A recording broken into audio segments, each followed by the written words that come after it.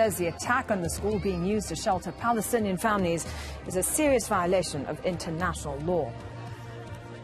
Liberia has shut down its schools and ordered non-essential government employees to stay at home as it struggles to contain Ebola. Since March, there have been more than 1,200 cases in Guinea, Liberia, Sierra Leone, and now Nigeria, resulting in nearly 700 deaths. Hundreds of people are still missing after a massive landslide buried a village in western India. Nearly 24 have been killed, and rescue workers are racing against time to keep the death toll from rising. Let's get more now on the situation in Gaza. Riyad Mansour is the Palestinian ambassador to the UN. He said hospitals in the Gaza Strip can no longer cope with the number of injured, and people must be allowed to evacuate. We are now addressing the humanitarian aspect. We want maybe open air corridors, to evacuate the injured, because our hospitals in the Gaza Strip cannot handle this, horrific situation.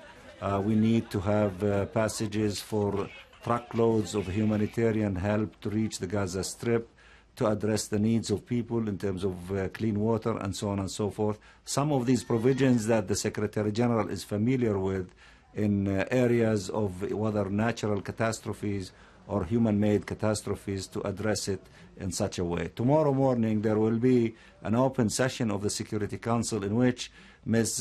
Valerie Amos, the head of the humanitarian section of the United Nations, will be addressing the Council, and either the Commissioner General of UNRWA or the Director of UNRWA operation in the Gaza Strip will be addressing the Council to illustrate, the level of the humanitarian catastrophe in the Gaza Strip, and appealing to the international community to intervene in order to address that.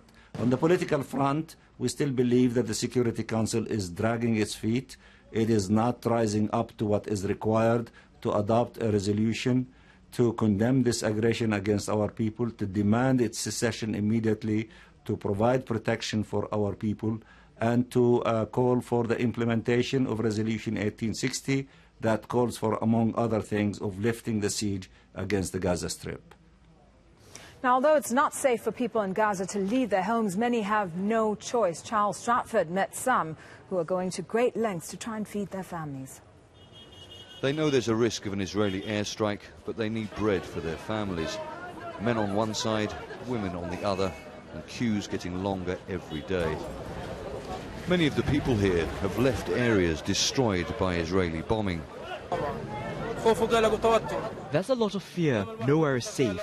Even though we're afraid, we can't go without bread because there's so many people waiting in the house for food. Because there is absolutely no security here in Gaza, nowhere safe for people to go, people start queuing for bread and other produce they can get hold of very early in the morning. This queue began at around 7:30, and there will be people standing here on the streets, literally risking their lives, until the bakery closes at around 9. The Friendship Bakery has been here for generations. It produces hundreds of thousands of breads and pastries every day. The bakery uses solar-powered generators, so it has over the years avoided problems of power outages brought on by the Israeli blockade. But many small businesses like this have been hit by Israeli airstrikes. Demand for bread is so high that the bakery won't sell more than 100 breads per person. I waited today for 2 hours to buy 100 pieces of bread. There are more than 20 people in my house. It's not enough. I want to come earlier tomorrow to get more. Many food stores have closed since the conflict began, and many people are buying for relatives who are forced to escape from the Israeli bombardment in other areas. We have so many people staying in my house. We have no drinkable water or electricity. I am old and weak, but I come because we need bread. 100 of these breads cost 100 shekels. That's around $33. The demand increases the longer this conflict goes on. The more rockets fall, the more we eat. Noor waits patiently at the door before the next wave of people are allowed in, and finally it's his turn. A man next to him wants to buy more than his quota, and he's not allowed. I waited 4 hours to buy 50 pieces of bread for my family. I have more than 200 people in my building. I'm not afraid because God will protect me. Like food, faith brings comfort in this conflict. Noor pays for his bread and steps outside. Charles Stratford, Al Jazeera, Gaza. In the occupied West Bank, meanwhile, an Israeli soldier has been wounded after being shot at by a Palestinian man near the city of Nablus.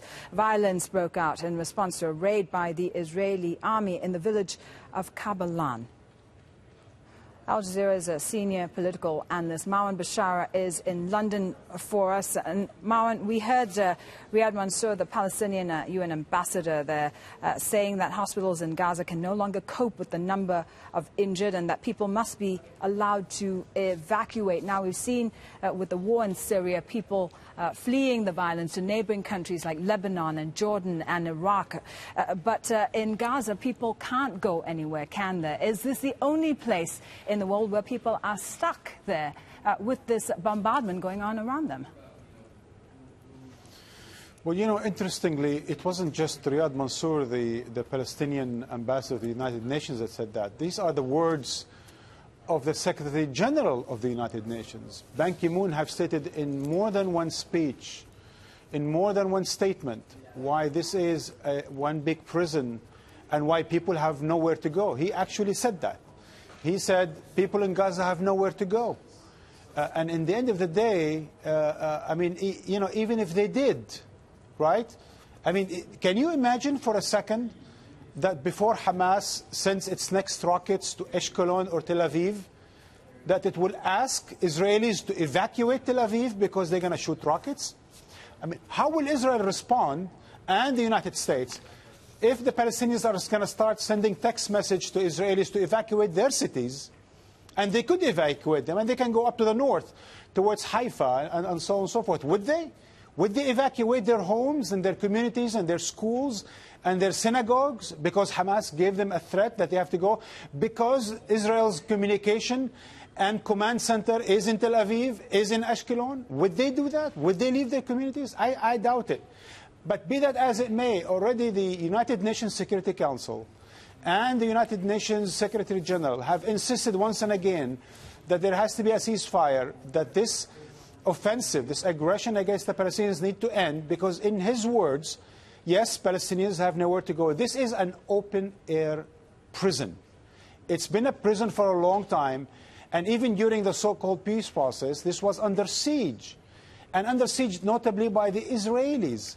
It's the same Israelis who continue to tell us on our own network that they have left the Gaza Strip in order to allow for an independent Palestinian state to come instead, while they themselves remain the occupying power there.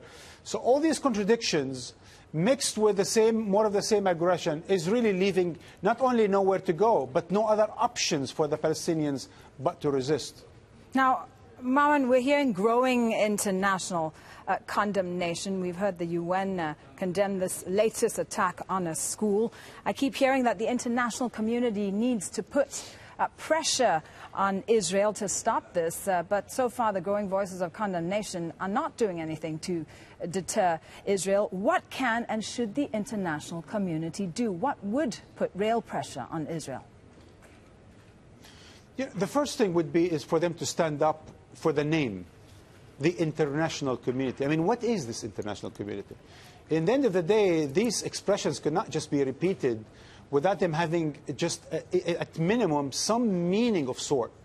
We call it an international community because it takes care of its own people, because it takes care of the weak, of those at the receiving end of power, of those who have no voice in the international community, like the Palestinians, who need the international community's protection, because that is what the international community does. And again, just to remind our viewers around the world, the concept of the international community and international law and international humanitarian law and this particular United Nations came after the Second World War, and a lot of it came against the backdrop of harassment and killing and genocide against the Jews. This came in order to put an end to more genocide. It came to put an end for no more Holocaust. It came to put an end to the kind of abuse by states against people who could not defend for themselves. This international community has been responsible for the Palestinian tragedy for over 60 years, since the dispossession of 1948, since the occupation of 1967, and since the siege over the last few years in Gaza. But the international community is not taking up its responsibility to protect people who need protection. Yeah, as the diplomats continue to make no progress, innocent civilians continue to be killed. Marwan, there's so much more to speak about. We're going to have to leave it there for now. Marwan Bashara is our senior political analyst.